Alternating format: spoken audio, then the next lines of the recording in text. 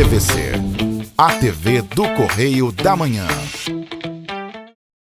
Direto dos estúdios da TV Correio da Manhã em Petrópolis, começa agora o Correio Petropolitano Debate deste sábado. Mulher é presa por racismo em Petrópolis.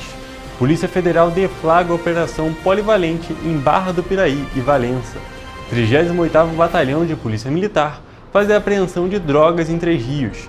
E Rio de Janeiro vai antecipar vacinação contra a gripe na próxima quarta. E o diálogo com o objetivo de destacar o mês das mulheres.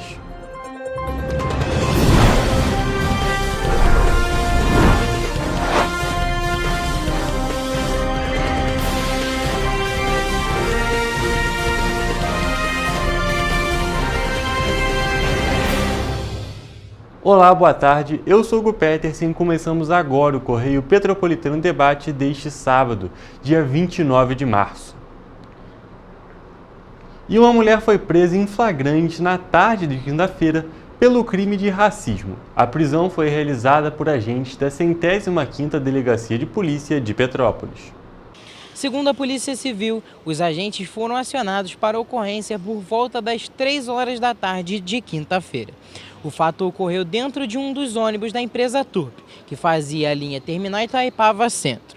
Ela foi presa em flagrante pelo crime de racismo. Ela proferiu xingamentos racistas como macaco, filhote de urubu e tizil, uma ave normalmente de cor escura. Com depoimentos de testemunhas e da própria vítima, ela foi conduzida à 105ª Delegacia de Polícia no Retiro, onde permaneceu presa à disposição da Justiça. A pena para o crime de racismo é de 2 a 5 anos de reclusão, além de multa. Gabriel Toledo, para a TV Correio da Manhã. Muito obrigado pelas informações, Gabriel Toledo. E a Polícia Federal deflagrou a Operação Polivalente na manhã da última quarta-feira, com o objetivo de reprimir os crimes de comércio ilegal de armas de fogo, falsidade ideológica e uso de documento falso, no contexto de processo de capacitação técnica para porte de armas. A ação foi realizada em Barra do Piraí e Valença. Na ação, policiais federais e militares do Exército Brasileiro cumprem 3 mandados de busca e apreensão, sendo 2 nos clubes de tiro envolvidos nas irregularidades apuradas, respectivamente em Barra do Piraí e Valença, e outro na residência do principal alvo da operação, também em Barra do Piraí. O homem em questão era o administrador de ambos os clubes de tiro mencionados, bem como da loja de venda de armamentos que funciona no interior do clube de Barra do Piraí. As investigações foram iniciadas com base na constatação de diversas irregularidades observadas no clube de tiro localizado em Barra do Piraí, durante uma fiscalização realizada no curso de um teste de capacitação técnica para a posse de arma de fogo por integrantes da Guarda Municipal de Resende. Um instrutor de armamento e tiro foi flagrado aplicando testes com arma de fogo que não eram de sua propriedade. Diante das suspeitas de falsidade, foi instaurado um inquérito policial para apurar os fatos, o que revelou outras irregularidades na gestão do clube de tiro em questão. Foi levantada a possibilidade do emprego de dados de agentes de segurança pública sem vinculação aos clubes de tiro e sem a ciência deles. Os investigados poderão responder pelos crimes de falsidade ideológica, uso de documento falso e comércio ilegal de arma de fogo, cujas penas somadas podem chegar a 17 anos de reclusão. E na madrugada desta quinta-feira, o 38º Batalhão de Polícia Militar recebeu uma denúncia de tráfico de drogas em Três Rios. Na operação, 4 integrantes de uma facção criminosa foram presos. Com os 4 criminosos presos em flagrante, os agentes prenderam 49 gramas de crack, 18 gramas de maconha, 5 celulares e R$ 8,60 em espécie. A operação foi realizada pela Polícia Militar na rua João Felicidade, Ladeira das Palmeiras, em Três Rios. E também na última quinta-feira, a Polícia Federal realizou a Operação Libertatis 2, com o objetivo de derrubar uma organização criminosa armada e internacional especializada no comércio ilegal de cigarros por meio do domínio de regiões e da imposição de violência e medo. Na ação, 12 pessoas foram presas, sendo uma em Nova Friburgo. O grupo investigado na Operação Libertatis 2 da Polícia Federal falsificava e comercializava cigarros produzidos por meio de trabalho análogo à escravidão, tráfico de cidadãos paraguaios, além de outros crimes. Na ação, 200 policiais federais e uma equipe da Polícia Rodoviária Federal cumpriram 21 mandatos de prisão preventiva, 26 mandatos de busca e apreensão e 12 mandatos de medida cautelar diversa da prisão, incluindo a suspensão das funções de um policial rodoviário federal. A operação resultou na prisão de 12 suspeitos em 2 estados, no Rio de Janeiro e no Espírito Santo, um deles em Nova Friburgo, na região serrana.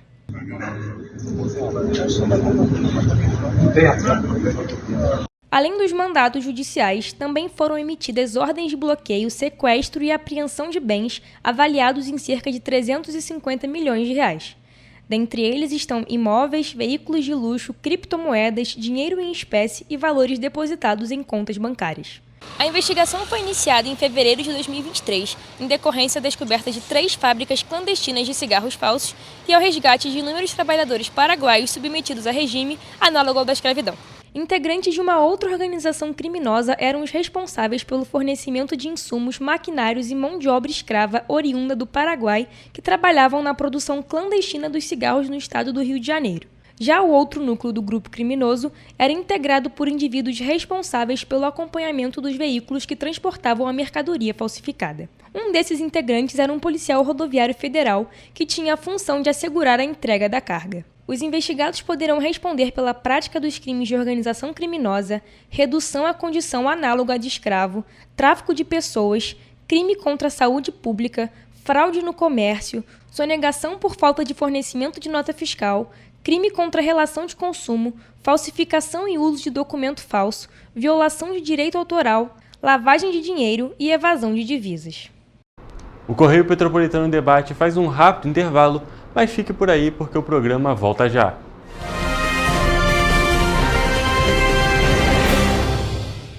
Ensinar inglês na pré-adolescência exige diferentes estímulos no aluno. O curso Kids and Teens a Mais conta com professores especializados que abordam inglês de maneira lúdica e objetiva. Através de 4 módulos, conduzimos os alunos de 9 a 14 anos do nível básico para o avançado, oferecendo total segurança na hora de se comunicar e argumentar em inglês, inclusive ser capaz de realizar futuros exames de certificação. Na Minds English School, você aprende o inglês que te leva longe.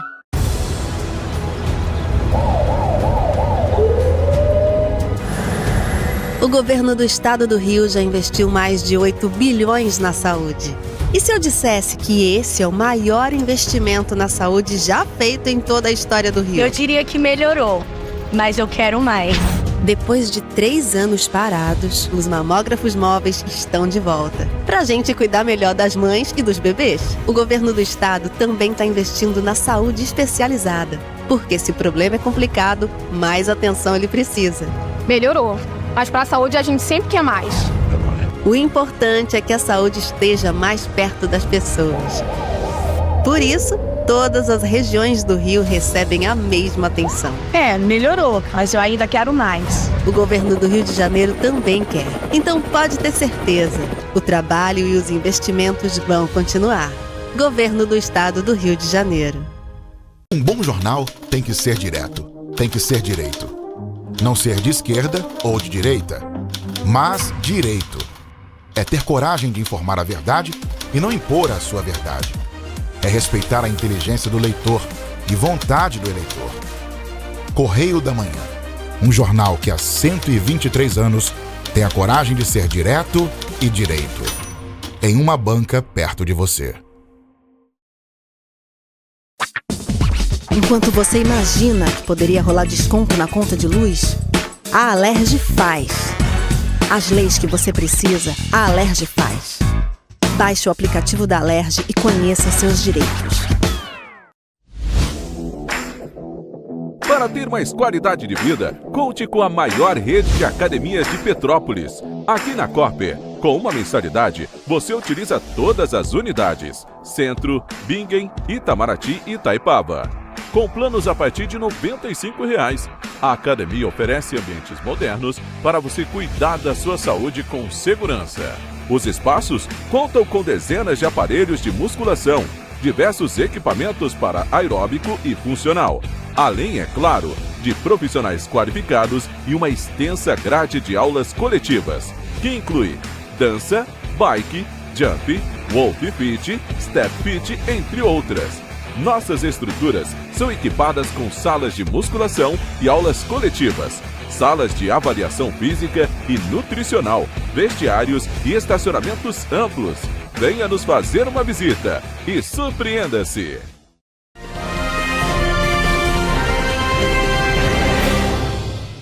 Estamos de volta e as versões preliminares do gabarito da prova objetiva da primeira etapa do Exame Nacional de Revalidação de Diplomas Médicos expedidos por instituições de educação superior estrangeiro Revalida de 2025 estão disponíveis na página do participante no sistema Revalida, no portal do Instituto Nacional de Estudos e Pesquisas Educacionais Anísio Teixeira, o INEP.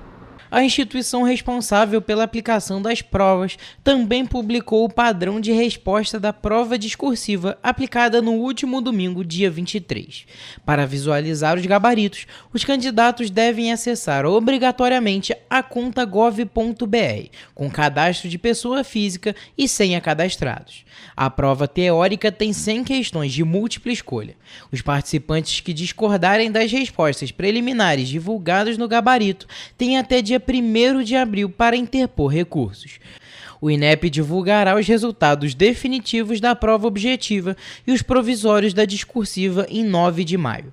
O resultado final da primeira etapa será publicado no dia 3 de junho.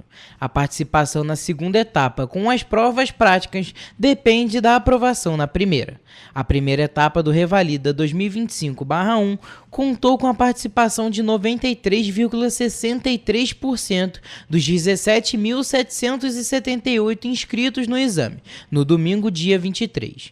O INEP aplicou as provas em 11 capitais: Belo Horizonte, Brasília, Campo Grande, Curitiba, Porto Alegre, Porto Velho, Recife, Rio Branco, Rio de Janeiro, Salvador e São Paulo. O Revalida avalia profissionais formados em medicina fora do Brasil que querem exercer a profissão em território nacional. O objetivo do exame é garantir a qualidade do atendimento médico prestado no Brasil, tanto por estrangeiros como por brasileiros que estudaram medicina no exterior.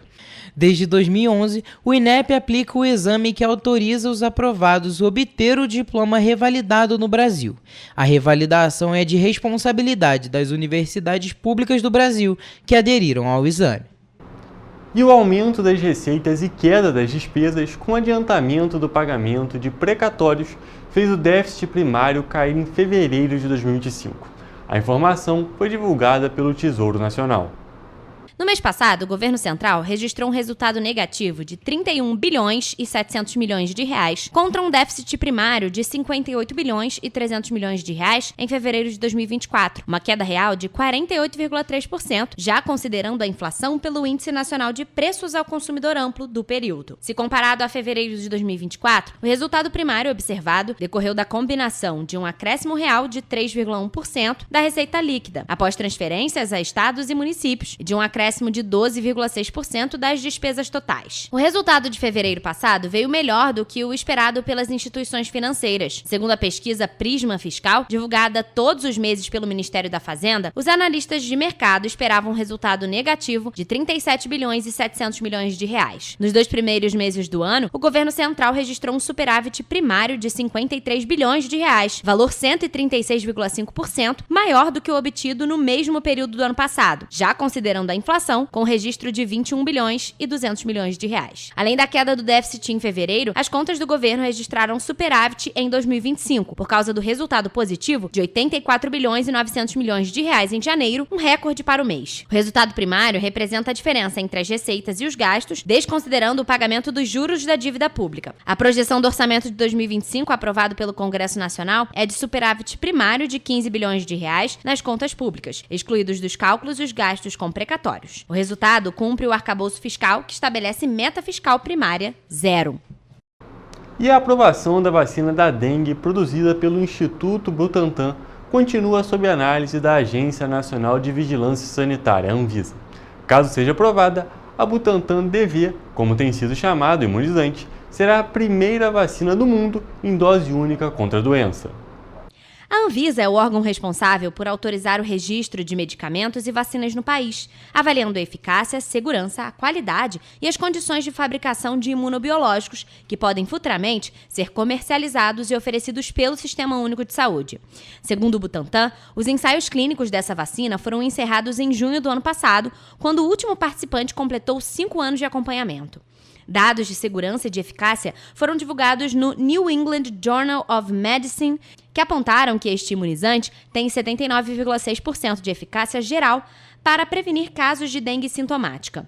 Já resultados da fase 3 do ensaio clínico publicados na revista científica The Lancet mostraram também uma proteção de 89% contra a dengue grave e dengue com sinais de alarme, além de eficácia e segurança prolongadas por até 5 anos. Caso o imunizante seja aprovado pela Anvisa em breve, o Instituto Butantan seria capaz de produzir até 1 milhão de doses ainda neste ano de 2025, segundo informou o diretor Esper Calais. Essa vacina vem sendo estudada pelo Butantan há 25 anos. Ainda segundo o diretor, os estudos clínicos para o imunizante foram feitos com pessoas entre 2 e 60 anos de idade, mas a partir do final deste ano, o Butantan também prevê fazer estudos clínicos da vacina para pessoas acima dos 60 anos de idade. Além da vacina da dengue, o Butantan também vem trabalhando para produzir uma vacina contra a chikungunya. E o início da vacinação contra a gripe foi antecipado para a próxima quarta-feira, dia 2, no estado do Rio de Janeiro. A primeira remessa de 492 mil doses recebida do Ministério da Saúde já está sendo distribuída para os 92 municípios fluminenses. A campanha começa dia 7 de abril em todo o país, mas algumas cidades e estados já anunciaram a antecipação. No Rio de Janeiro, mais de 7 milhões de pessoas poderão receber o imunizante que protege contra 3 tipos do vírus influenza, H1N1, H3N2 e influenza B. A vacina é atualizada a cada campanha para trazer as cepas do vírus que devem circular com mais frequência no próximo inverno. Por isso, é necessário tomá-la todo ano para que a eficácia continue alta. Grupos prioritários para a vacinação contra a gripe são idosos com 60 anos ou mais, crianças de 6 meses a menores de 6 anos e gestantes e puérperas. O principal objetivo da vacinação contra a gripe é proteger contra as complicações da doença que podem levar à hospitalização e mortes. Este ano, até o dia 22 de março, o Brasil registrou mais de 750 casos de síndrome respiratória aguda grave com diagnóstico positivo confirmado para influenza e 77 mortes, mas o período de maior circulação desses vírus ainda não começou. Os dados são do último boletim Infogripe da Fundação Oswaldo Cruz. A meta do Ministério da Saúde é imunizar 90% dos chamados grupos prioritários para a vacinação contra a doença. Ao receber a primeira remessa de doses destinada ao Distrito Federal na sexta-feira passada, dia 21, o ministro da Saúde, Alexandre Padilha, destacou que, além de proteger contra um total de 3 tipos do vírus influenza, a vacina garante também uma redução do risco de casos graves e óbitos provocados pela doença. Padilha afirmou que estados e municípios que receberem as doses ao longo dos próximos dias podem optar por iniciar com vacinação antes do dia 7, como São Paulo anunciou nesta quinta-feira. No Distrito Federal, por exemplo, a imunização começou na última terça-feira. Já na cidade de São Paulo, onde também houve antecipação, o início está marcado para este sábado. O Correio Petropolitano Debate faz um rápido intervalo, mas fique por aqui para acompanhar uma entrevista com a advogada Bia Magrini, que vai falar um pouco com a gente sobre os 10 anos da Lei do Feminicídio no Brasil, que foi comemorada agora no mês das mulheres.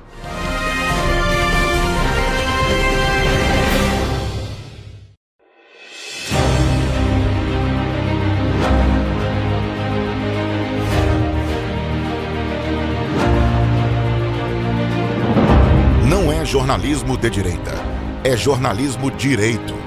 Correio Petropolitano. Tudo que seu jornal não deveria ter deixado de ser. Todos os dias, em uma banca perto de você.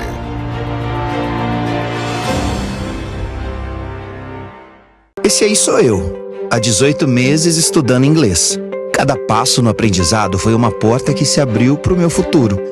Sabe o conhecimento que você desenvolve hoje? Ele é a chave para novas oportunidades incríveis do amanhã. É o equilíbrio perfeito entre aprender e aproveitar cada momento dessa jornada empolgante. E agora, aqui estou eu, na minha tão sonhada vaga em uma multinacional. O inglês abre portas. Fale Minds. Para ter mais qualidade de vida, conte com a maior rede de academias de Petrópolis. Aqui na Corper, com uma mensalidade, você utiliza todas as unidades: Centro, Bingen, Itamaraty e Itaipava. Com planos a partir de R$ 95,00. A academia oferece ambientes modernos para você cuidar da sua saúde com segurança. Os espaços contam com dezenas de aparelhos de musculação, diversos equipamentos para aeróbico e funcional, além, é claro, de profissionais qualificados e uma extensa grade de aulas coletivas, que inclui dança, bike, jump, wolf fit, step fit, entre outras. Nossas estruturas são equipadas com salas de musculação e aulas coletivas, salas de avaliação física e nutricional, vestiários e estacionamentos amplos. Venha nos fazer uma visita e surpreenda-se! Rio de Janeiro, atração o ano inteiro. Tem descanso, tem folia, noite e dia, alegria, sol e praia, diversão. No prato ou copo, a festa, o bar, museu ou bloco. Show, cultura, história, gravado na memória e no seu coração. Rio de Janeiro, vem se apaixonar. Rio de Janeiro, vem se apaixonar. Cidades maravilhas, campo, mata, serra e trilha, em estado de emoção. Tem o Rio de Janeiro, que você já ama, e o Rio que ainda vai conquistar você. Apaixone-se pelo Rio. Rio de Janeiro, vem se apaixonar. Rio de Janeiro, vem se apaixonar. Governo do Estado do Rio de Janeiro.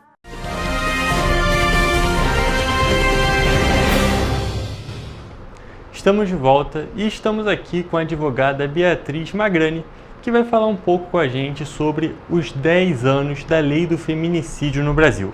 Vou pedir então para a produção colocar a Bia na tela para a gente. E boa tarde, Bia, tudo bem? Por favor, pode se apresentar para o público? Boa tarde, Hugo, tudo bem? Obrigada pelo convite, primeiramente. Eu sou a Beatriz Magrani, sou advogada criminalista e professora de processo penal. Sou formada aí pela Casa, pela Universidade Católica de Petrópolis. Tenho mestrado em Direito Processual pela Universidade do Estado do Rio de Janeiro, UERJ, e Universidade de Coimbra, e especialista em Criminologia e Direito Penal pela PUC do Rio Grande do Sul.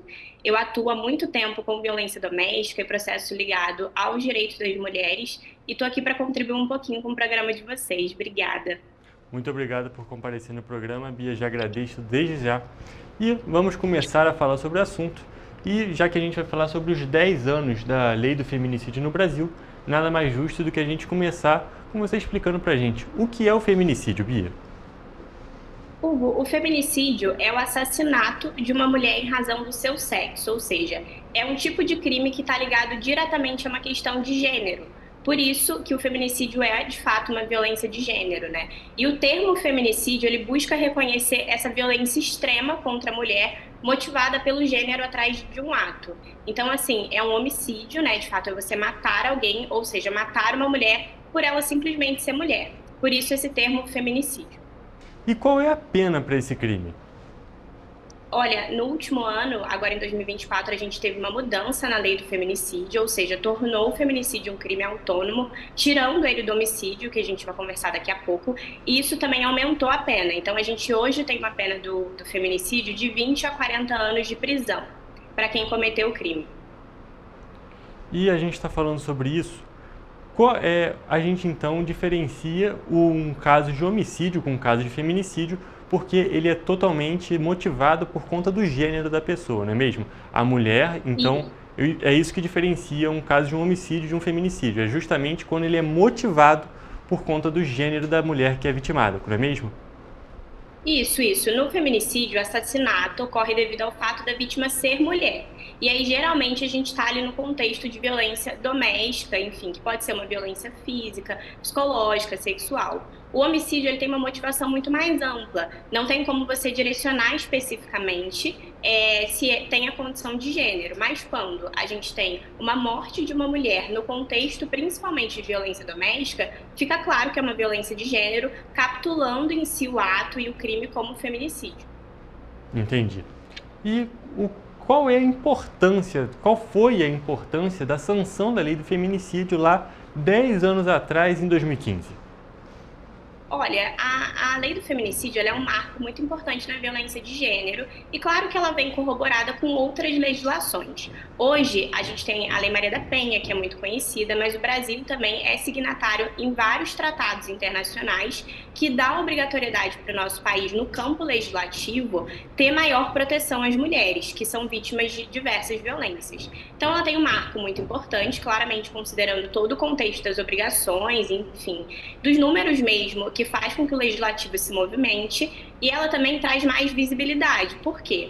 Quando a gente fala estatisticamente sobre assassinato de mulheres, quando a gente coloca esses assassinatos dentro do homicídio, a gente não tem como contabilizar o que é violência doméstica, o que é homicídio por violência de gênero, o que é homicídio. Então, assim, ela traz visibilidade ao tema, então a gente pode estudar a partir de dados estatísticos, o que faz a gente produzir política pública, prevenção, enfim, e o próprio reconhecimento e a voz à violência contra as mulheres. Além disso, a legislação também é muito importante para que as mulheres vítimas de violência possam pedir ajuda. Qual é a ideia, né? Quando uma mulher é vítima de violência, o feminicídio ele é o último caminho, ou seja, essa mulher já morreu. Até essa mulher, infelizmente, morrer, ela já passou por diversas violências. Então, quanto mais aparato legal a gente tem para evitar o feminicídio, mais importante e melhor fica. Então, a lei, sem dúvida, ela é um marco legal muito importante na luta contra a violência contra a mulher no nosso país. Ela traz a possibilidade de contabilizar dados, de conscientizar a população e, principalmente, de conscientizar e proteger as mulheres. Então a gente vê, com certeza, é algo de extrema importância para toda a legislação do país e a gente até hoje vê dados alarmantes sobre este assunto. As questões da violência contra a mulher ainda são muito fortes. E depois de 10 anos com a lei, você, como advogada, já consegue ver alguns resultados aqui para o país? Olha, essa pergunta é muito interessante. Essa semana a gente estava escrevendo um texto, né, até para o jornal de vocês, e eu peguei alguns dados. Com esse mês, março é o mês da mulher, a gente tem os 10 anos da legislação. Ano passado a gente teve uma mudança na lei muito significativa. Então, tanto o Ministério da Mulher como o Conselho Nacional de Justiça têm contabilizado e divulgado alguns dados. Os dados, eles são alarmantes e apesar da importância da legislação, a gente vê que nós ainda somos muito eficazes enquanto país, enquanto legislação, na proteção das mulheres. É claro que a legislação é muito importante, ela tem que existir, mas o combate e os mecanismos assim de prevenção, eles precisam ser mais eficazes, né? Ou seja, a gente precisa fortalecer o sistema para que as mulheres não sejam mortas. Então, em que pese a legislação, os avanços e tudo isso ser muito importante, os números ainda são gritantes e o debate que fica, principalmente no judiciário, no sentido de que a violência contra a mulher sempre vai aumentando. Hoje a gente tem várias especializadas em violência doméstica justamente para dar conta do alto número de processos e para separar a demanda, né, poder definir medidas protetivas de uma maneira mais rápida, poder atender essas mulheres vítimas de violência, fazer o afastamento do agressor do lar de maneira mais rápida justamente porque os números são muito alarmantes. Então a conclusão é que o resultado, né, de prevenção, sempre legislar em prol das mulheres é muito importante, mas a gente ainda tem muito o que fazer a título de sociedade. A gente ainda tem muitas mulheres vítimas e a ideia é zerar esse número mesmo, né? E aí quando a gente fala em mulheres vítimas, a gente tem toda a questão de mulheres que são dependentes financeiramente dos seus parceiros e não conseguem sair dessas situações de violência e aí acabam acontecendo feminicídios. A gente tem, enfim, questões socioeconômicas e sociais que corroboram para a gente continuar sendo um país muito violento contra as mulheres. Você citou a parte das varas específicas para esse tratamento das mulheres, para agilizar o processo. A gente também tem uma outra coisa que já está atuando no país há algum tempo, que são as delegacias da mulher e os carros, as forças especiais da Patrulha Maria da Penha, que também eles corroboram para um melhor atendimento das mulheres que são vítimas no país, não é mesmo? Sim. Eu hoje, né, eu atuo em todo o Brasil com violência doméstica, mas a sede do nosso escritório é Petrópolis, Rio e São Paulo. E dentro desses 3 nichos específicos, a gente vê uma boa atuação, uma atuação ligada à Polícia Civil e à Polícia Militar. Em Petrópolis, a gente tem na 105 a sala violeta ou sala lilás, que é uma sala para quando as mulheres forem denunciar qualquer tipo de violência doméstica, elas têm um ambiente de acolhimento, elas podem ser recebidas com seus filhos. A gente também tem essas salas no Fórum de Itaipava, na vara de violência doméstica para eventual oitiva especializada, que é quando a mulher vai prestar depoimento sendo vítima, ela possa também ser mais acolhida. E a gente também tem, na possibilidade de retirada da mulher ou do agressor do lar, o acompanhamento, né, da Patrulha Maria da Penha, como você disse, que são policiais da Polícia Militar, que vão até a residência dessa mulher e ajudam ali na situação para que ela não sofra violência. Isso é essencial e muito importante, e o que falta é justamente as pessoas saberem sobre isso, saberem desses mecanismos e dessas possibilidades do poder público para poderem sair e serem apoiadas, né, nesse contexto de violência. Além disso, a gente tem o CRAM também em Petrópolis, que é muito importante. Ele ajuda a mulher quando ela vai lá e registra o boletim de ocorrência, ele ajuda oferecendo advogado público, ele ajuda oferecendo apoio psicológico, acompanhamento no IML para laudo de exame de corpo de delito. Então a mulher está sempre proporcionado à mulher um aparato profissional mesmo para que ela possa passar por essa situação de uma maneira muito mais acolhedora, possa ter, enfim, toda a rede de apoio que o poder público e o judiciário possa oferecer. Nessa sua fala, você citou uma coisa que é extremamente importante, que a gente já tem um conhecimento que é muito importante, que além de tirar a mulher da situação de violência, tirar ela toda da área de risco, também é muito importante a parte do acolhimento para a mulher, não é? Ela precisa se sentir acolhida porque muitas vezes ela não consegue sair da situação justamente por medo de represálias, com medo de um possível feminicídio, como a gente está falando hoje. E esse é um ponto muito importante, o acolhimento para a mulher que é vítima desse tipo de violência, não é mesmo? Com certeza, e eu acho que a própria palavra já diz, a gente está falando de uma vítima. Hoje, principalmente com vítimas socioeconomicamente, financeiramente falando, né, que são mais vulneráveis, a gente tem o problema, às vezes, da pessoa nem reconhecer a situação de violência. A Lei Maria da Penha, ela traz várias possibilidades de violência, né? Que é a violência física, a psicológica, a violência patrimonial. Quando a gente fala de feminicídio e de violência doméstica, a gente logo imagina o quê? Agressão física e morte. A gente sempre imagina o pior. Mas até chegar aí, a gente tem um ciclo de violência, que inclusive é reconhecido pela legislação, que é gritar, xingar, humilhar a pessoa. E tudo isso vai gerando, né, esse problema todo na relação, até que eventualmente possa gerar um feminicídio. E muitas mulheres nem reconhecem isso como violência. Então a gente está falando da vítima, do contexto social, do que ela se reconhece enquanto violentada, e às vezes ela não pede ajuda justamente porque para ela isso é normal, é o que ela viu a vida toda. Então todo esse aparato de profissionais mostrando para as vítimas que isso é violência, que tem como ela sair dessa situação justamente para não chegar no limite e ela vir a morrer. Tudo isso faz com que ela tenha mais apoio e possa entender e sair desse local. É esse o objetivo. E também a gente está falando muito da vítima tomar o conhecimento disso, tomar o conhecimento dos direitos, tomar o conhecimento dos aparelhos que ela pode buscar para ter o apoio, mas é também muito importante que as pessoas do entorno também tomem consciência e vão ajudar. A gente tem uma fala extremamente problemática que já foi dita milhares de vezes, que briga de marido e mulher não se mete a colher, mas a gente precisa conscientizar a população que essa não é a realidade, porque diversos crimes, diversas mortes poderiam ser evitadas se a gente tivesse alguém que fosse lá e de fato fosse ajudar a mulher vítima. Com certeza. E como população, né, as pessoas que querem se conscientizar e ajudar mulheres vítimas de violência, é muito importante a gente saber os canais de apoio, principalmente canais que possam ser mais resolutivos. A gente tem, por exemplo, uma situação, eu não sei, eu moro em condomínio é muito normal, assim, eventualmente ter alguma situação de violência doméstica que os moradores ouvem, né? E aí, o que eu faço diante disso? Às vezes eu não conheço a pessoa, não quero chegar lá. A gente tem os canais na polícia de atendimento à mulher. O Disque 180 é um canal de uma central de atendimento à mulher que funciona em todo o Brasil.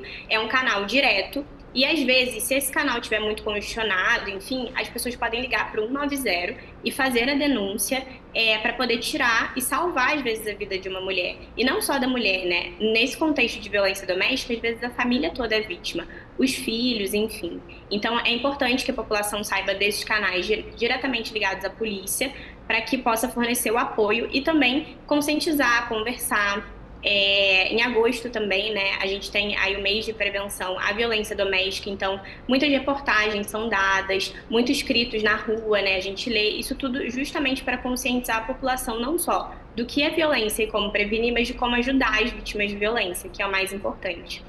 A gente tem que ajudar as vítimas de violência, a gente tem que ajudar sempre a conscientizar a população ao máximo sobre esse assunto, e a gente vê que com o tempo esse é um tema que é cada vez mais debatido. Desde a gente tem a instauração da Lei Maria da Penha, se não me engano, em 2006, a gente também tem agora em 2015 com a Lei do Feminicídio, e desde que a lei foi sancionada aqui no país, a gente já consegue observar uma mudança nos hábitos da população em relação a esse assunto? Olha, é uma pergunta complicada. Nessa perspectiva, juridicamente falando, eu tenho um pensamento um pouco pessimista. Eu acho que enquanto a violência atinge números grandes, e enquanto a gente precisa falar sobre isso, a gente tem um problema social, de uma origem social mesmo, em que as pessoas não respeitam as mulheres. Principalmente porque as mulheres, enfim, né, são vítimas de violência, de estupro, de feminicídio. Cada vez mais a gente precisa fortalecer as legislações de prevenção à violência contra a mulher de maneira geral, porque a sociedade está falhando. Claro que tem sempre uma mudança, principalmente nas novas gerações, mas a concepção de infringir o direito de não respeitar a mulher, ela ainda existe, por isso que as mulheres são mortas. Mas a aposta é uma mudança geracional mesmo, e principalmente com relação à prevenção, né? A consciência das mulheres para elas saírem dessa situação ou sequer nem se colocarem. Hoje, quando a gente fala de prevenção e de consciência com relação ao ensino, é isso, que a mulher já saiba o que é violência, já saiba o que são os seus direitos, o que pode ser tolerado ou não, para que no primeiro sinal ela já possa conseguir sair desse relacionamento. É muito importante realmente esse trabalho de prevenção para que o crime vá diminuindo até o ponto que zere, assim como você tinha falado. E a gente está falando, hoje a gente está falando especificamente, né, apesar de esse assunto ser um assunto que pode ser destrinchado em diversos pontos, a gente está falando especificamente sobre a lei do feminicídio. E no final do ano passado, o crime do feminicídio se tornou um crime autônomo, ele parou de ser uma qualificação do crime do homicídio. O que muda na prática com essa mudança? Olha, a mudança da classificação do feminicídio para um crime autônomo, o que quer dizer? Quer dizer que a gente tornou o feminicídio um crime independente. Antes, o feminicídio ele era uma qualificadora do crime de homicídio. Então, agora a gente tem coisas separadas. A gente tem o crime de homicídio, que é você matar uma pessoa, e pode ser homem ou mulher, por uma situação específica, e o crime de feminicídio, especificamente, que é você matar uma mulher por condições de gênero. Então, a mudança é basicamente essa, o que é muito importante para a legislação e é muito importante, como eu falei, para a contabilização de dados, ou seja, agora, a título de política pública e de prevenção, a gente consegue separar o que são mulheres mortas em situação de violência de gênero, o que são pessoas mortas de maneira geral. Então, é muito importante, e aí nós temos 2 crimes específicos, com 2 penas específicas, é uma mudança na prática da legislação e também na escrita. Outra coisa que também é importante, porque a gente consegue, juridicamente falando, né, ter um direcionamento melhor para as investigações, no andamento do processo, facilita também ali na dinâmica do judiciário a investigação, eventual criminalização, enfim, o acesso à justiça mesmo das vítimas desse crime. Então a gente vê que é muito importante, uma mudança que parece que é uma mudança pequena, que só está classificando como um crime de maneira diferente, mas que a gente vê que na prática a mudança é muito maior do que apenas uma nomenclatura ou coisa do tipo. E também um ponto importante é que às vezes a gente não tem noção do tamanho do problema até que a gente vai mensurar ele da maneira correta. E agora, com essa classificação específica do crime do feminicídio como um crime independente, fica mais fácil da gente ter uma noção do tamanho desse problema que é enorme no Brasil e em todo o mundo. O mundo ainda é um mundo muito violento contra as mulheres. E aqui no Brasil é uma situação extremamente preocupante. Mas olha, a gente já falou isso algumas vezes, mas é sempre bom a gente destacar. Muitas mulheres, antes de serem vítimas do feminicídio, antes de fato morrerem por conta disso, elas são vítimas de algum tipo de violência, sendo ela física ou psicológica. Caso a mulher esteja sofrendo com algum desses problemas, como que ela pode buscar ajuda? Em que canais ela pode buscar? A gente já falou, mas é sempre bom a gente reforçar esse ponto. Com certeza, Hugo. E essa afirmação que você falou com relação à mulher vítima de feminicídio ter sido vítima de violência é uma afirmação correta e muito provavelmente é o que acontece. Por quê? O feminicídio, ele é quando a mulher morre, né? E aí a gente entende como o último caminho. Antes da mulher morrer, ela passou por uma série de violências, que pode ser uma violência física, psicológica, patrimonial, enfim, até chegar aí. E a nossa ideia é que ocorra uma denúncia e que essa mulher possa ser afastada desse lugar de violência justamente antes que ela morra, que ela possa ser vítima de feminicídio. Como eu falei, direcionando aí para Petrópolis, né, a gente tem o canal do Disque 180, que é um canal nacional, é o Centro de Atendimento à Mulher, e ele cai direto na Polícia Civil e as investigações, né, as denúncias feitas por esse canal são diretamente reportadas a profissionais habilitados para atender mulheres vítimas de violência.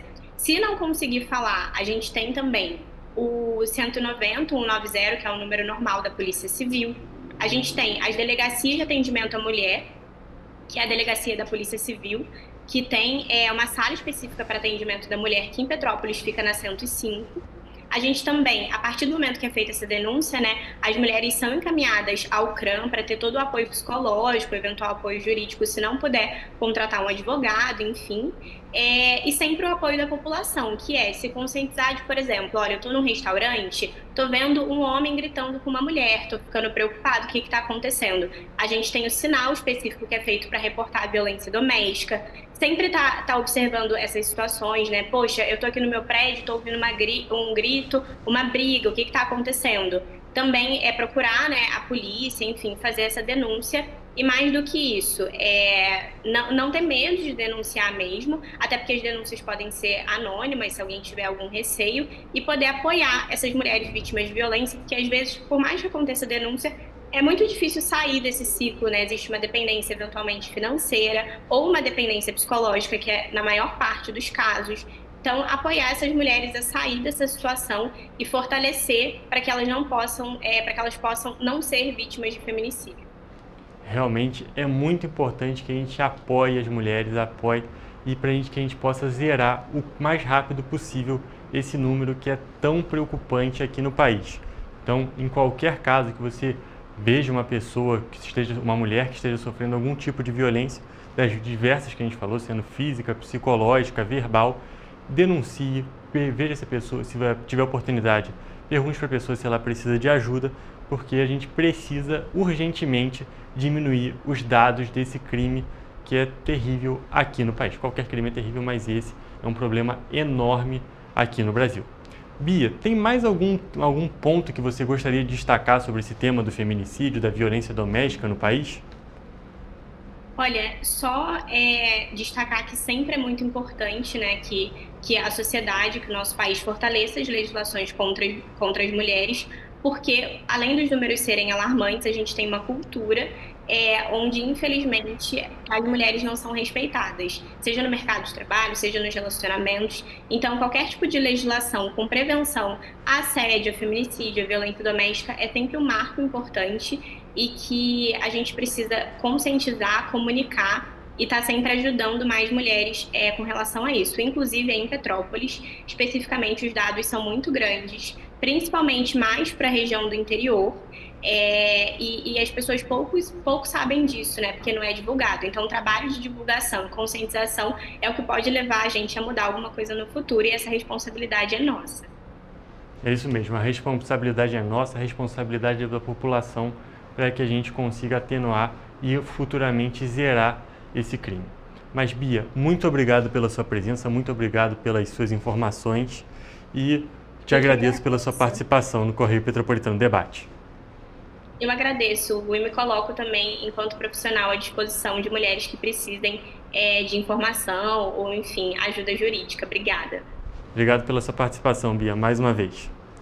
Então, gente, a gente fica com o Correio Petropolitano Debate por aqui e muito obrigado pela sua audiência, muito obrigado pela sua participação e espero que você tenha tido mais informações sobre esse crime que é extremamente preocupante. Então é sempre bom estar informado e, mais uma vez, em caso de qualquer situação, denuncie e tente ajudar a pessoa para que a gente consiga reduzir esse dado que é extremamente alarmante no país inteiro.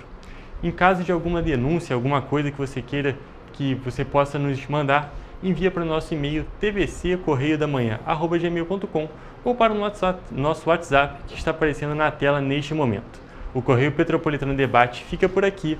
Uma boa tarde, mas fica por aqui, porque o Correio Petropolitano na TV, primeira edição, já vai começar. Tchau, tchau!